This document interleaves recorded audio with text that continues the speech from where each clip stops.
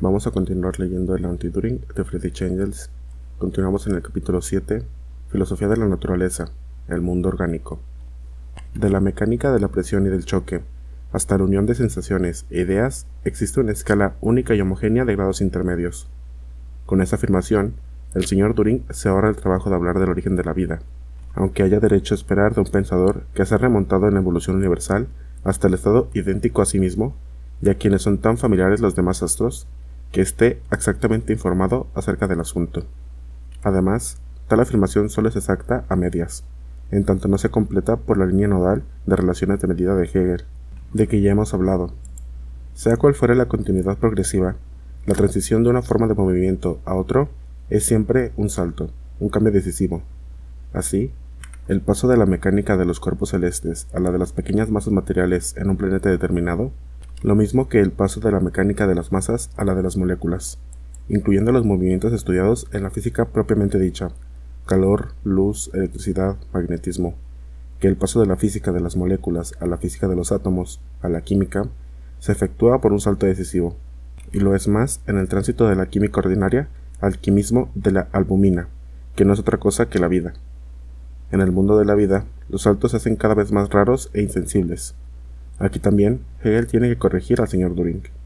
El tránsito ideal al mundo orgánico se opera en el señor Turing por virtud del concepto de finalidad, y eso también está tomado de Hegel, que en su lógica, teoría del concepto, pasa, por medio de la teleología o teoría del fin, del mundo físico-químico a la vida.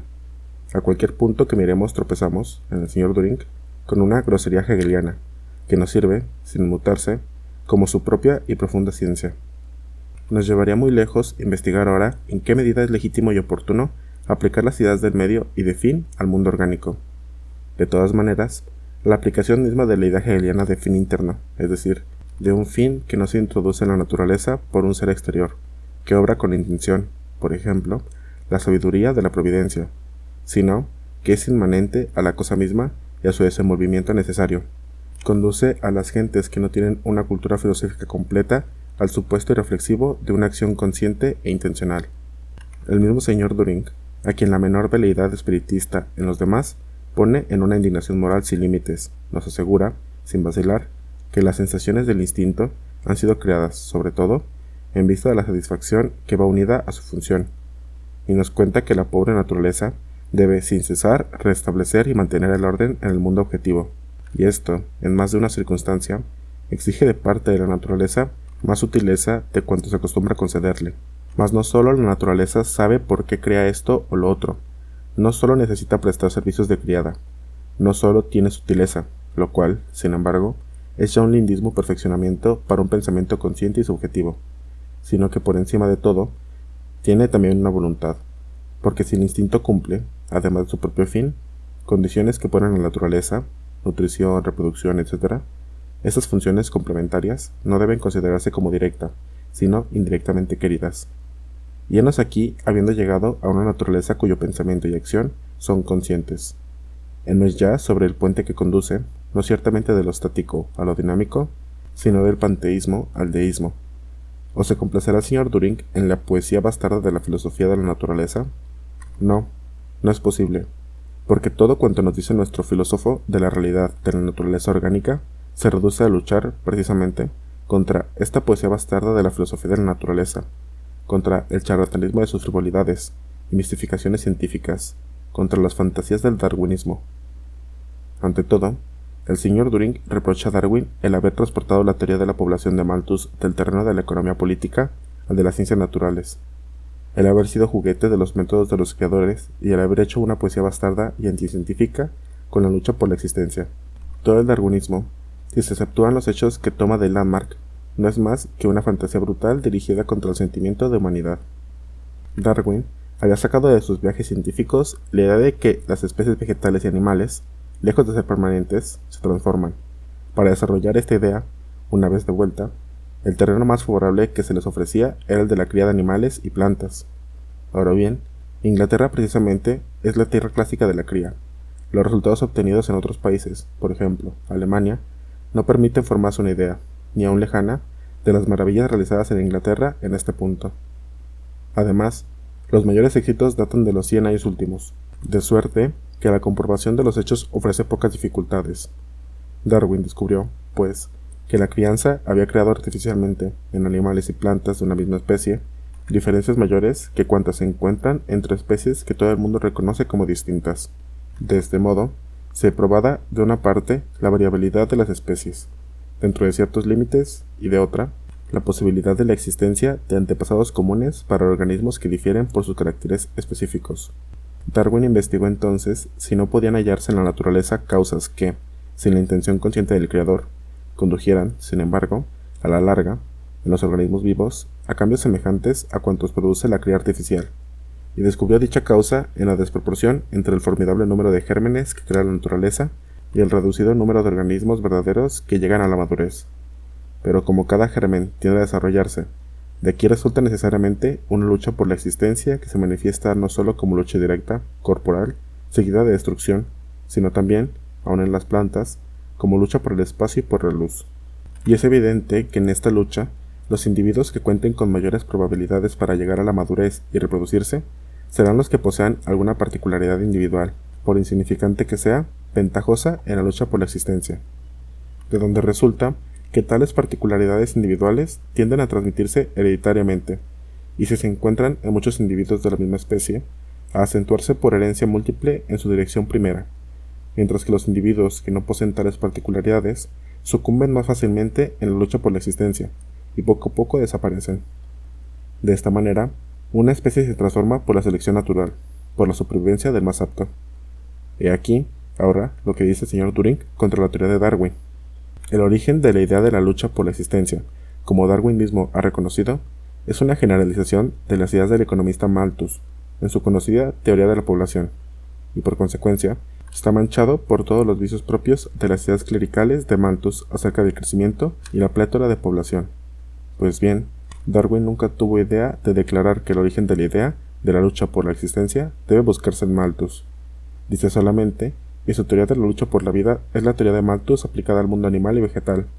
Por tanto, cualquier error que haya cometido Darwin al aceptar cándida e inconsideradamente la teoría malthusiana, se ve inmediatamente que no hay necesidad de usar los anteojos de Malthus para darse cuenta de la lucha por la vida de la naturaleza.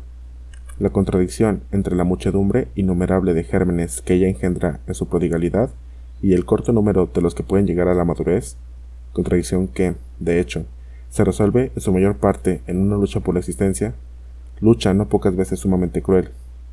Y lo mismo que la ley del salario de Ricardo, ha conservado su valor mucho tiempo después de que se olvidaran los argumentos de Malthus en los cuales la fundaba. La naturaleza por la existencia puede reinar en la naturaleza, aún sin ninguna interpretación malthusiana. Además, los organismos naturales también tienen sus leyes de población, que no han sido, por decirlo así, investigadas, que serían, sin embargo, de capital importancia para la teoría de la evolución de las especies. Pero, ¿quién en tal dirección dio impulso tan decisivo? Nadie más que Darwin. El señor Turing se guarda muy bien de abordar ese aspecto positivo del problema y se contenta con reprochar sin tregua a Darwin su teoría de la lucha por la vida. En su opinión, no puede haber cuestión respecto a una lucha por la existencia entre las plantas inconscientes y los apacibles herbívoros, pues, en el preciso sentido de los términos, la lucha por la vida no se da sino en el reino de la brutalidad, y en aquella medida en que se alimentan los seres cogiendo su presa por la fuerza y devorándola. Y una vez reducida a tan estrechos límites, la edad de la lucha por la vida da rienda suelta a su indignación contra la brutalidad de semejante idea, que él mismo redujo artificialmente a la brutalidad. Pero tal indignación moral no tiene valor sino para el mismo señor Turing, único autor de la lucha por la existencia en tan restringido sentido, pues solo él es responsable de ella. No es, pues, Darwin quien busca en el mundo de las bestias las leyes y la inteligencia de toda acción en la naturaleza, porque Darwin, por el contrario, ha sometido toda la naturaleza orgánica a esa ley de la lucha. Es un fantasma imaginado por el señor Turing. Las palabras lucha por la vida pueden abandonarse a la cólera ultramoral del señor Turing, pero que la cosa existe, aún entre las plantas, puede probarlo cada prado, cada trigal y cada bosque. Y lo importante no es el nombre, no es que se hable de lucha por la vida, o de falta de condiciones de vida, y de acciones mecánicas, sino el conocer la acción de tal hecho en la conservación y en la variación de las especies. En este punto, el señor Turing se obstina en quedar en silencio, idéntico a sí mismo. Por tanto, pues, Atengámonos a eso por el momento, en cuanto concierne a la selección natural. Mas el darwinismo saca de la nada sus metamorfosis y sus diferencias. Verdad es que Darwin, cuando trata de la selección natural, prescinde de las causas que produjeron esas transformaciones en los individuos, considerados como tales, y muestra luego de qué modo esas transformaciones individuales devienen poco a poco características de una raza, de una variedad o de una especie. Y es que, ante todo, para Darwin, se trata menos de investigar las causas, por el momento aún enteramente desconocidas o que no pueden señalarse sino en conjunto, que de establecer las formas racionales en que ejercen su acción y una acción durable. Sin duda, Darwin atribuye a su descubrimiento un campo de aplicación muy extenso. Lo hace la causa exclusiva de las variaciones de las especies y preocupado del modo en que se generalizan las variaciones individuales repetidas. Se ha olvidado de las causas que las producen. Es este un error común a la mayor parte de los hombres que realizan un verdadero progreso. Además, si Darwin saca de la nada las variaciones individuales, invocando exclusivamente la sabiduría del Creador, menester es que el Creador saque igualmente de la nada las metamorfosis de las formas animales y vegetales. Metamorfosis que no están solamente en la mente, sino que se cumplen en la realidad. Todo esto es cierto, pero ¿quién dio impulso a las investigaciones acerca del origen de estas metamorfosis y de sus diferencias? Nadie más que Darwin. Recientemente, se ha ampliado la idea de la selección natural, particularmente por Haeckel, y la variación de las especies se ha concebido como el resultado de la recíproca acción de la adaptación y de la herencia, siendo la adaptación, en ese proceso, la que transforma, y la herencia la que conserva. Pero esto no conviene al señor Turing. La adaptación verdadera a las condiciones de vida ofrecidas o negadas por la naturaleza supone tendencias y actividades determinadas por representaciones. De no ser así, la adaptación es sólo aparente, y la causalidad que determina el fenómeno no se eleva por encima de los grados inferiores del mundo de la física, de la química y de la fisiología vegetal. También en tal caso, el nombre escandaliza al señor Turing. Pero sea cual sea el apelativo que dé al fenómeno, la cuestión es saber si tales fenómenos conducen o no a variaciones en las especies de los seres orgánicos. Tampoco ahora el señor Turing da contestación alguna. Cuando una planta, al crecer, tiende en dirección al punto en que hay más luz, tal excitación no es sino la combinación de fuerzas físicas y de acciones químicas. Y si se pretende hablar seriamente de adaptación, y no por metáfora, no se hace más que introducir en los conceptos una confusión espiritista. Tan severo se muestra para los demás quien sabe muy exactamente qué voluntad anima a la naturaleza cuando hace esto o lo otro. ¿Quién habla de la sutileza de la naturaleza y aún de su voluntad? Contusión espiritista hay, en efecto, pero ¿en quién? ¿En Haeckel o en Turing? Confusión lógica también, y no solamente espiritista. Ya hemos visto que el señor Turing hace todos los esfuerzos imaginables para que prevalezca en la naturaleza la idea de fin. La relación de medio a fin no supone en modo alguno una intención consciente. Pero, ¿qué es esa adaptación sin intención consciente? Sin la mediación de las representaciones, contra la cual protesta enérgicamente sino una actividad inconsciente y teleológica. Si las ranas, igual que los insectos que se alimentan de verdura, tienen color verde, las bestias del desierto presentan el color amarillo de la arena. Los animales de las comarcas polares, comúnmente el blanco, color de la nieve. Es bien cierto que no adquirieron esos colores intencionalmente o dirigidos por alguna idea. Muy al contrario, esos colores no se explican sino por fuerzas físicas y acciones químicas. Y, sin embargo, innegablemente, esos animales, por sus colores, están adaptados al medio en que viven, y esto conforme a un fin, pues de una manera están mucho menos expuestos a la vista de sus enemigos.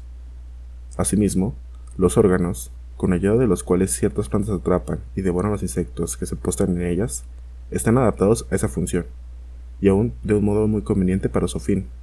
El señor Turing pretende que la adaptación debe producirse siempre por representaciones, y se limita a decir, en otros términos, que la actividad teleológica debe también ser dirigida por representaciones, ser consciente, intencional.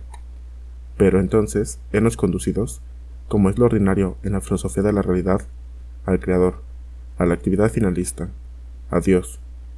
En otro tiempo, dice en cierto pasaje el señor Turing, se llamaba a este expediente deísmo y se le tenía en mediocre estima, pero después parece que en este punto también ha habido un retroceso. Pasemos de la adaptación a la herencia. También en esto, el darwinismo, según el señor Turing, se extravía enteramente. Darwin diría que todo el mundo orgánico desciende de un ser primitivo, que es, por así decirlo, la descendencia de un ser único. Según él, no habría coexistencia independiente de productos de la naturaleza, de igual especie, sin mediación de la descendencia. Habría llegado, pues, en su mirada al pasado, a agotar todos sus medios, en el punto en que la cadena de la generación y de la reproducción, en general, se rompe en sus manos. Mas la afirmación de que Darwin deriva todos los organismos actuales de un ser primitivo único no es sino una libre creación e imaginación del señor Turing para expresarnos cortésmente. Darwin sostiene expresamente en la penúltima página del Origen de las Especies, sexta edición, que considera a todos los seres no como creaciones especiales, sino como los descendientes en línea directa de un corto número de seres. Haeckel va todavía mucho más lejos, pues admite una cepa absolutamente independiente para el reino vegetal y otra para el reino animal, y entre ambos reinos un cierto número de cepas de protistas aisladas, cada una de las cuales se desarrolla de una manera enteramente independiente, a partir de un tipo particular de monedas arquijónicas. El señor Turing no ha imaginado ese ser primitivo sino para desacreditarlo lo más posible, comparándolo con Adán, a quien llama lindamente el judío primitivo. Pero por desgracia se encuentra, hablo del señor Turing, con que los descubrimientos asiriológicos de Smith han mostrado en ese judío primitivo un semita primitivo y han revelado que toda la historia de la creación y del diluvio en la Biblia no es sino un episodio del ciclo de los mitos religiosos paganos, común a judíos y a babilonios, a caldeos y a sirios. Cierto, es un grave reproche, pero exacto, el que se hace a Darwin al decir que agota sus argumentos cuando se quiebra en sus manos la cadena de la descendencia de los seres.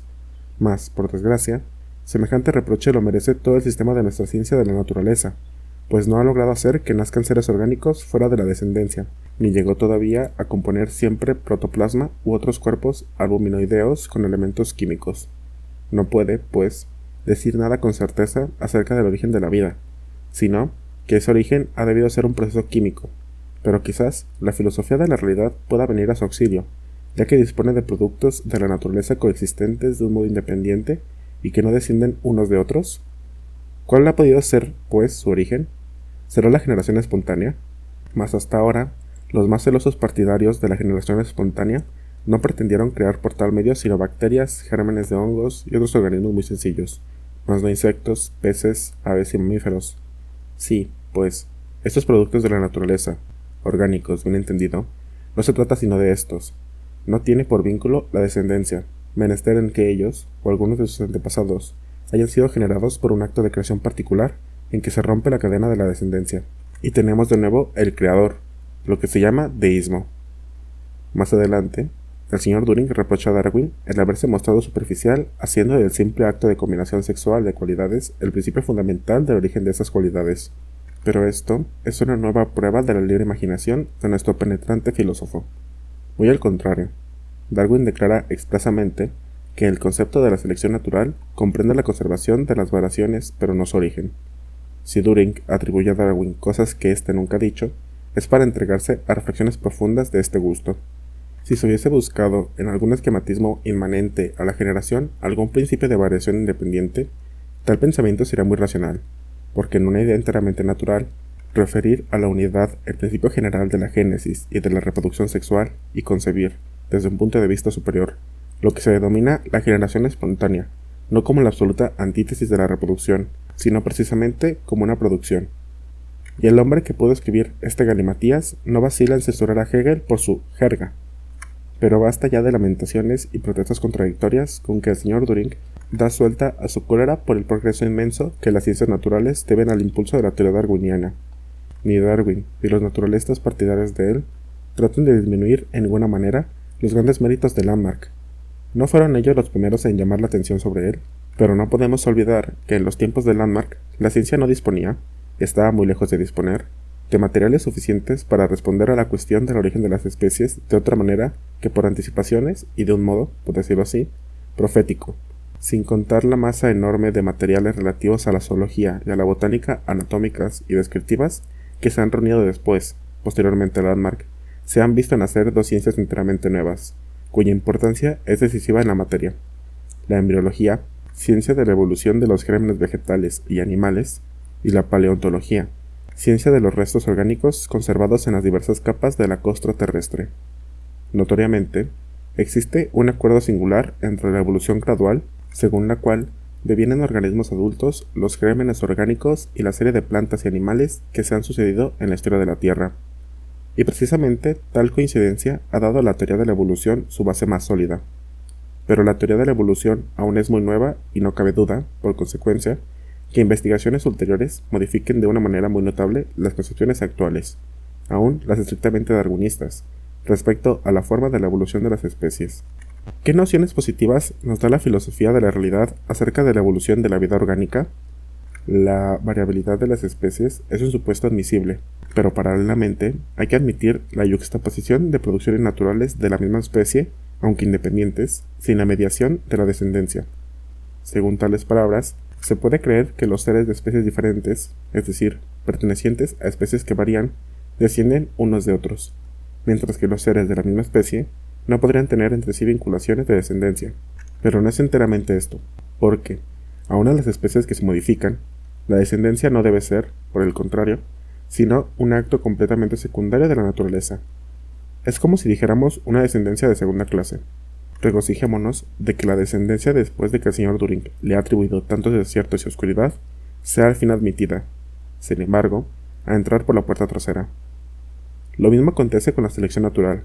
Después de tanta indignación moral contra la lucha por la existencia, que, sin embargo, es el medio según el cual se cumple la selección natural, se lee de repente: la razón profunda de la naturaleza de los seres estriba en las condiciones vitales y cósmicas. La selección natural exaltada por Darwin no puede venir sino en segunda línea. Hay, pues, una selección natural, aunque sea una selección de segunda clase, y, por consecuencia, con la selección natural, lucha por la existencia y plétora de la población, según la fórmula clerical de Malthus. Y esto es todo, pues para lo demás, el señor Turing nos remite a Landmark. Para terminar, nos advierte que no empleemos mal las palabras metamorfosis y evolución. La idea de metamorfosis es una idea oscura, y no hay que admitir la idea de evolución sino en la medida en que verdaderamente puede probarse la existencia de las leyes de la evolución. A una y a otra hay que sustituirlas por el término composición, y entonces todo marcha bien. En suma, siempre tenemos la misma historia. Las cosas quedan como estaban y el señor Turing se contenta con un cambio de palabras. Hablar de la evolución del pollo en el huevo es una confusión, porque no conocemos sino incompletamente las leyes de la evolución. Pero si ahora hablamos de composición, todo se aclara. Nunca más diremos, pues, el niño se desarrolla de una manera magnífica, sino, el niño se compone excelentemente. Podemos felicitar al señor Turing de que, no contento con igualar al autor de El anillo de Nibelungo en la notable adoración de sí mismo, no se queda atrás como compositor del porvenir. Capítulo 8. Filosofía de la naturaleza. El mundo orgánico. Fin. Reflexiónese en todos los conocimientos científicos positivos que supone nuestro capítulo sobre la filosofía de la naturaleza. Por primer fundamento, nos dan todos los resultados adquiridos de la matemática. Después, los principios esenciales establecidos por las ciencias exactas, mecánica, física, química y en general. Los descubrimientos de las ciencias de la naturaleza, fisiología, zoología y otros dominios del saber. El señor Turing juzga con esta confianza y esta firmeza la ciencia matemática del señor Turing y su erudición en las ciencias naturales. Y sin embargo, viendo tan reducido capítulo, y más aún sus reducidos resultados, se dudaría de que oculten tantos conocimientos positivos y profundos. Por lo demás, no era menester, para obtener los oráculos que pronuncia el señor Turing en física y en química, de otro conocimiento en física que el de la ecuación que expresa el equivalente mecánico del calor, ni de otro conocimiento en química que el del hecho de que todos los cuerpos se dividen en elementos y se componen de elementos. Ahora, quien habla como el señor Turing de la gravitación de los átomos, prueba solamente que no ha comprendido bien la diferencia que existe entre átomo y molécula. Se sabe que no hay átomos para la gravitación, o para cualquier otra forma de movimiento mecánico o físico, sino únicamente para la acción química. Y cuando se llega a leer el capítulo sobre la naturaleza orgánica, cuando se lee esta palabrería vacía, contradictoria, estúpida y solemne en los momentos decisivos, y se da uno cuenta del resultado final, que es la nada absoluta, no puede menos de pensarse que el señor Turing habla de cosas que conoce rematadamente mal, y esta idea se afirma cuando se ve proponer la sustitución en la teoría del ser orgánico, biología, de la palabra evolución por la de composición. Enunciar semejante proposición es probar que no se tiene la menor sospecha de la formación de los cuerpos orgánicos. Todos los cuerpos orgánicos, con excepción de los que se encuentran en lo más bajo de la escala, se componen de células, es decir, de pequeñas masas albuminoideas, visibles solamente con un fuerte aumento, que contienen un núcleo celular. En general, la célula desarrolla también una membrana exterior, y su contenido entonces es más o menos líquido. Los seres celulares, los menos elevados, se componen de una célula única. La enorme mayoría de los seres orgánicos son pluricelulares. Son complejos coherentes de numerosas células que, homogéneas, aun en los organismos más inferiores, afectan en los organismos más elevados formas, modos de agrupación y de función cada vez más diferenciados. En el cuerpo humano, por ejemplo, los huesos, los músculos, los nervios, los tendones, los ligamentos, los cartílagos, la piel, en una palabra, todos los tejidos, tienen por elemento la célula, o al menos por origen. Pero en todos los seres orgánicos celulares, desde la ameba, que es un simple grumo albuminoide, las más de las veces sin cubierta, con un núcleo interior, hasta el hombre, y desde la más pequeña desmidiacia, unicelular, hasta la planta más elevada, las células tienen una sola manera de multiplicarse, la división. El núcleo celular se estrangula primero en su parte media. La estrangulación que separa ambas partes abultadas del núcleo se hace cada vez más delgada, y, al fin, se separan y forman dos núcleos celulares. El mismo proceso se cumple en la célula misma. Cada uno de los dos núcleos se convierte en el centro de un agregado de materia celular, unido a otro agregado por una estrangulación que se adelgaza cada vez más, hasta que se separan, y siguen viviendo como dos células independientes. Por medio de tales repetidas divisiones, el germen del huevo animal deviene poco a poco al animal adulto entero. Después de la fecundación, y en el animal adulto, la restauración de los tejidos gastados no se cumple de otro modo. Ahora, llamar a semejante fenómeno composición, y tratar como cosa de pura imaginación la denominación de evolución, es seguramente el acto de un hombre que, apenas escribe el presente, ignora enteramente dicho fenómeno, porque, en el sentido propio del término, en tal caso existe evolución, pero composición ni soñarlo. Más adelante tendremos que hablar del sentido general que da el señor Turing a la palabra vida. He aquí lo que él se representa bajo el nombre de vida. El mundo inorgánico es también un sistema de movimientos que se efectúan por sí mismos, pero no debe comenzarse a hablar de vida propiamente dicha, en el sentido estricto y riguroso del término, sino cuando se presenta una verdadera diferenciación, cuando la circulación de las sustancias se realiza por canales especiales de un punto interior a un esquema de germen transmisible a una forma más pequeña. Esta frase, en sentido estricto y riguroso, es un sistema de movimientos. Dios mío, ¿qué es todo esto? De inepcia efectuados por sí mismos, sin hablar del caos gramatical que reina en todo ello. Si la vida no comienza sino con la diferenciación propiamente dicha, menester es que lo coloquemos en el reino de la muerte todos los protistas de Haeckel, y quizás, mucho más aún, según el sentido que se asocia a la idea de diferenciación. Si la vida solo comienza allí, donde esta diferenciación es transmisible por medio de un germen más pequeño, todos los organismos, desde los más inferiores hasta incluso los seres unicelulares, no son vivos, sino la característica de la vida es la circulación de las sustancias por medio de canales especiales. Es necesario que borremos de la lista de los seres vivos, además de aquellos seres que acabamos de nombrar, toda clase superior de los celenterios, excepto las medusas, por consiguiente, todos los pólipos y otros fitozoarios. Y en fin, si la circulación de las sustancias por canales especiales, a partir de un punto interior, es el criterio esencial de la vida, debemos declarar muertos todos los animales que no tienen corazón, o que tienen varios, a saber. Además de todos los seres citados anteriormente, todos los gusanos, las estrellas de mar y los potíferos, anuloida y anulosa, según la clasificación de Huxley, una parte de los crustáceos, cangrejos, y en fin, también un vertebrado, el afioxo, sin contar todo el reino vegetal. Cuando pues el señor Turing trata de caracterizar la vida propiamente dicha, en el sentido estricto y riguroso del término, da de la vida 4 criterios enteramente contradictorios, de los cuales uno condena a muerte eterna no solamente a todo el reino vegetal, sino también a la mitad, aproximadamente, del reino animal. Después de esto, verdaderamente no podremos decir que nos engañaba cuando nos prometía resultados enteramente nuevos y concepciones esencialmente originales. En otra parte se lee: igualmente en la naturaleza, todos los organismos, desde el más bajo hasta el más alto, tienen por base un tipo simple.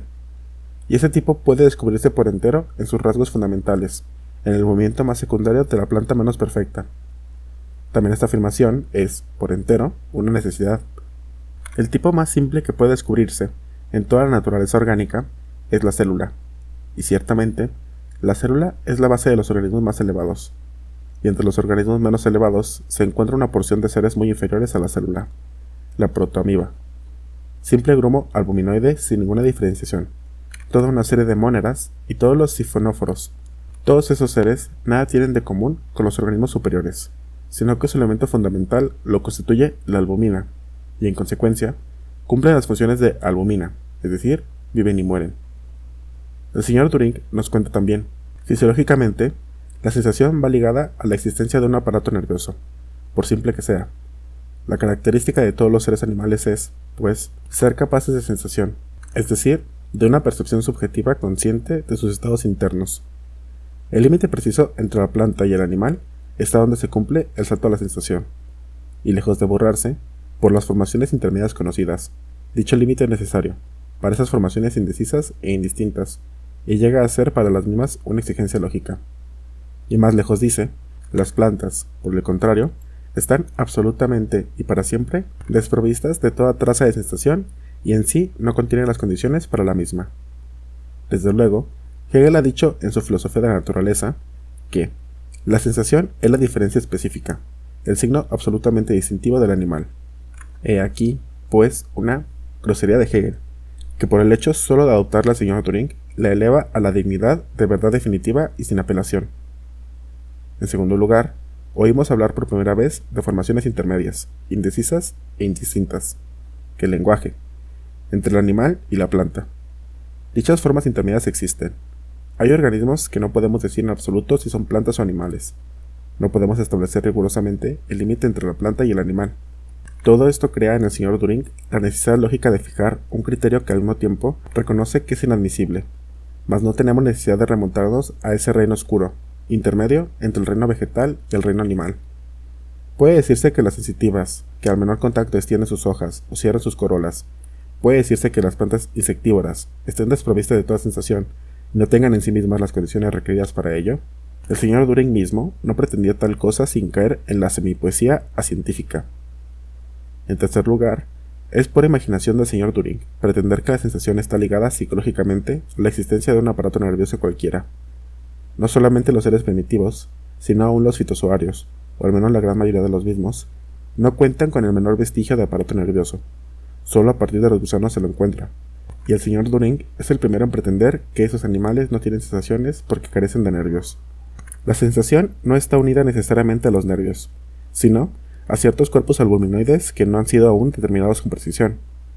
Además, los conocimientos biológicos del señor Turing quedan suficientemente caracterizados por esta cuestión, que no teme plantear a Darwin. De este modo la planta sería el punto de partida del desarrollo animal. Semejante problema no puede plantearse sino por un hombre que nada sabe ni de animales ni de plantas. De la vida en general, el señor Turing nos dice únicamente: el cambio de sustancias que se cumple mediante un esquematismo plástico y creador. ¿Qué quiere decir esto? Es siempre el carácter distintivo del proceso vital propiamente dicho. He aquí todo cuanto hemos aprendido acerca de la vida, y nos quedamos hundidos hasta la cintura en este esquematismo plástico y creador, en el inepto galimatías de la más pura jerga duriniana. Si queremos, pues, saber lo que es la vida, menester será indagarlo por nosotros mismos. El cambio orgánico de sustancia es el fenómeno más general característico de la vida. Esto se ha dicho, desde hace 30 años, millones de veces por los autores de química biológica y de la biología química, y el señor Turing se limita a traducir esta verdad en su propia lengua, que, como se sabe, es tan elegante y clara. Pero definir la vida como un cambio orgánico de sustancia es definirla, como vida, pues el cambio orgánico de sustancia, o, con el cambio de sustancia, con el esquematismo plástico y creador, son expresiones que implican en sí mismas la necesidad de ser explicadas por la vida, explicadas por la diferencia entre lo que es orgánico y lo que es inorgánico, es decir, entre lo que vive y lo que no vive. Y esta explicación no nos hace adelantar un paso. El cambio de sustancia, como tal, se produce también fuera de la vida. Existe toda una serie de procesos químicos en que se ve un cuerpo determinado engendrar siempre de nuevo esas condiciones a poco que se les provee de una cantidad suficiente de materias brutas. Así, Cuando se fabrica ácido sulfúrico por la combustión del azufre, se produce anhídrico sulfuroso, SO2, y si se añade vapor de agua y ácido nítrico, el anhídrico sulfuroso absorbe el vapor de agua y el oxígeno, y se transforma en ácido sulfúrico, SO4H2. El ácido nítrico desprende el oxígeno y se reduce a óxido de nitrógeno. Este óxido toma al punto del aire nuevo oxígeno, y se metamorfosea en óxidos de nitrógeno superiores. Pero para devolver enteramente el oxígeno al anhídrico sulfuroso y para recomenzar de nuevo este mismo proceso, de suerte que, teóricamente, una cantidad infinitamente pequeña de ácido nítrico bastaría para cambiar en ácido sulfúrico una cantidad ilimitada de anhídrico sulfuroso, de oxígeno y de agua. El cambio de sustancia se produce además por el paso de líquidos a través de membranas orgánicas muertas, o aún a través de membranas inorgánicas, como tienen lugar en las células artificiales de Traube. Mas se ve también que el cambio de sustancias no nos hace progresar un paso, porque el cambio particular de sustancia que debía explicar la vida misma necesita ser explicado por la vida. Es preciso, pues, indagar en otra parte. La vida es el modo de existencia de los cuerpos albuminoides, y tal modo de existencia consiste esencialmente en que dichos cuerpos renuevan por sí mismos, constantemente, los elementos químicos. La palabra cuerpos albuminoides se toma aquí en el sentido que le da la química moderna, como comprendiendo en su designación todos los cuerpos cuya composición es análoga a la albumina ordinaria, llamados otras veces sustancias proteicas. El sentido es desgraciado, porque la albumina ordinaria es, entre las sustancias análogas, la menos viva, la más pasiva, pues, con la llamada huevo, es simple sustancia nutritiva para el germen que se desarrolla. Pero en tanto no se sepa mucho más acerca de los cuerpos albuminoides, dicho nombre será aún el mejor, por ser el más general. En todas partes en que encontramos vida, la vemos unida a los cuerpos albuminoides, y en todas partes es que hallamos un cuerpo albuminoide, que no está en descomposición. Encontramos también, sin excepción, fenómenos vitales. Sin duda la presencia de otras síntesis químicas son necesarias en un cuerpo vivo para producir variaciones determinadas de estos fenómenos vitales, para que ellos se diferencien, pero no son necesariamente para la vida pura y simple, sino en la medida en que son asimiladas como alimento y transformadas en albumina. Los seres vivos menos elevados que conocemos son precisamente simples grumos albuminosos y manifiestan ya todos los fenómenos vitales fundamentales. ¿En qué consisten esos fenómenos vitales que por igual se encuentran en todas partes, en todos los seres vivos? Ante todo, en que los cuerpos albuminoides toman de cuanto les rodea otras sustancias convenientes, las absorben y las asimilan, en tanto que las partes gastadas de los cuerpos se descomponen y son asimiladas. Otros cuerpos, los no vivos, cambian, se descomponen y se combinan también en el curso natural de las cosas. Pero entonces, dejan de ser lo que eran. La roca que se pulveriza ya no es una roca. El metal que se oxida se cambia en moho. Mas cuanto en causa de desaparición en las materias muertas, en la albumina representa condición esencial de existencia. A partir del momento en que cesa esta metamorfosis ininterrumpida en los cuerpos albuminosos, en que cesa ese cambio permanente de elementos asimilados. A partir de ese momento, deja también de vivir el cuerpo albuminoso mismo, se descompone, muere.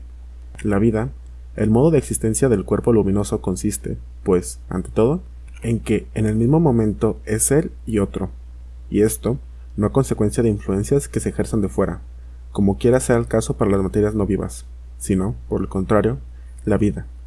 El cambio de sustancia por la alimentación y la eliminación constituyen un proceso que se cumple por sí mismo, que es inmanente, innato en su sustrato, la albumina, y no puede producirse sin él. ¿De dónde se sigue que si la química lograse alguna vez producir artificialmente albumina, ésta debería manifestar fenómenos vitales, por tenues que fueren? Sin duda, puede uno preguntarse si la química descubriría al mismo tiempo los alimentos convenientes para esa albumina. De este cambio de sustancia, por vía de la alimentación y de la eliminación, considerado como función esencial de la albumina y de la plasticidad que le es propia, se deducen entonces todos los demás factores simples de la vida.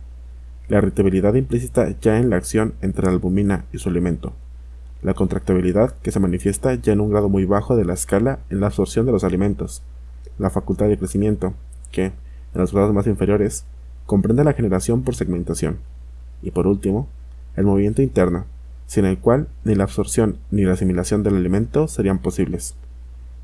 Nuestra definición de la vida es naturalmente muy insuficiente, puesto que muy lejos de comprender todos los fenómenos vitales, se limita necesariamente a aquellos de entre ellos que son los más generales y sencillos. Científicamente, todas las definiciones son de poco valor. Para tener un conocimiento verdaderamente completo de la vida, fuera menester recorrer todas las formas en que se manifiesta, desde la más baja a la más elevada. Mas para el uso cotidiano, tales definiciones resultan muy cómodas, y hay casos en que es difícil pasarse sin ellas. Así no habrá inconveniente en su empleo, siempre que no se olviden sus inevitables defectos. Y ahora, volvamos al señor Turing. Cuando se siente mal en el dominio de la biología terrestre, sabe consolarse refugiándose en su cielo estrellado. No es sólo la constitución particular de un órgano de las sensaciones, sino todo el mundo objetivo el que tiene por fin la aparición del placer y del dolor. Por esa razón, admitimos que la oposición del placer y del dolor, precisamente bajo la forma que nos es conocida, es universal y representada en todos los mundos que componen el universo por sentimientos fundamentales idénticos, y la significación de tal acuerdo universal, lejos de ser mediocre, constituye la clave del universo de las sensaciones. Así, el universo cósmico objetivo no nos es más extraño que el subjetivo. La constitución de ambos reinos debe concebirse bajo un modelo único, y de este modo obtenemos las bases de una psicología autoterrestre. ¿Qué pueden pesar algunas faltas groseras en la ciencia terrestre para quien tiene en su bolsillo la clave del universo de las sensaciones? Alonso Downs.